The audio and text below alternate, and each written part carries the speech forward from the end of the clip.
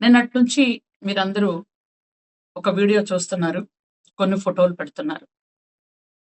సభ్యత, సంస్కారం లేకుండా కొన్ని కుక్కలు నా కుటుంబాన్ని, నా పిల్లల్ని, నా భర్తని అందరినీ అవమానపరచాలని ఉద్దేశంతో కొన్ని ఫోటోలు, వీడియోలు పెడుతున్నారు.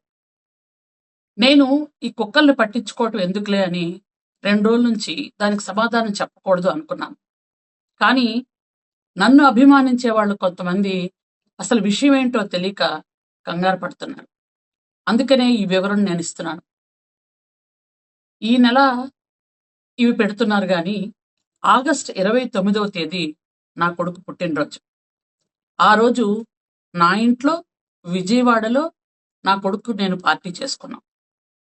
నా కుటుంబం, నా పిల్లలు, నా భర్త మొత్తం అందరం కలిపి భోజనాలు చేసుకున్నాం. పిల్లలు డాన్సులు చేసుకున్నారు. 29వ తేదీ ఆగస్టు విజయవాడ నా ఇంట్లో జరిగింది అది. తర్వాత 31వ తేదీన మేము తిరుపతి కొండ నడుచుకుంటూ ఎక్కాం. 1వ తేదీ ఉదయం తిరుపతిలో దర్శనం అయింది మాకు.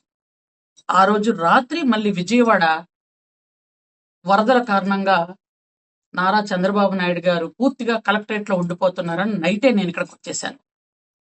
అయితే తిరుపతిలో నేను పద్మావతి గెస్ట్ హౌస్లో ఉన్న అసలు సందర్భాలే లేవు. నేను కానీ, నా కుటుంబం కానీ, నా అనుచరులు కానీ, నా స్టాఫ్ కానీ ఎవరు కూడా పద్మావతి గెస్ట్ హౌస్లో లేవు.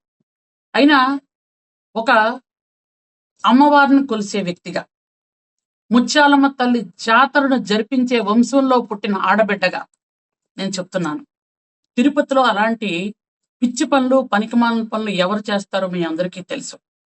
నిజంగా అట్లాంటి పనులు చేసినా, ఆ దేవుణ్ణి అవమానించినా ఇంతకు పూర్వం ఏమైపోయారో మీ అందరికీ తెలుసు. నేను అమ్మవారిని కొలిసే వ్యక్తిగా, ఆ గోవింద నామాలు జపించే వ్యక్తిగా చెప్తున్నాను. నిజంగా ఈ వీడియోలు వైరల్ చేసిన వాడు ఎవడో గాని, ఆ కుక్కలు ఎవరో గాని, మీకు నిజాలు తెలుసో లేదో నాకు తెలియదు. భగవంతుడు మాత్రం మీకు చూపిస్తాను.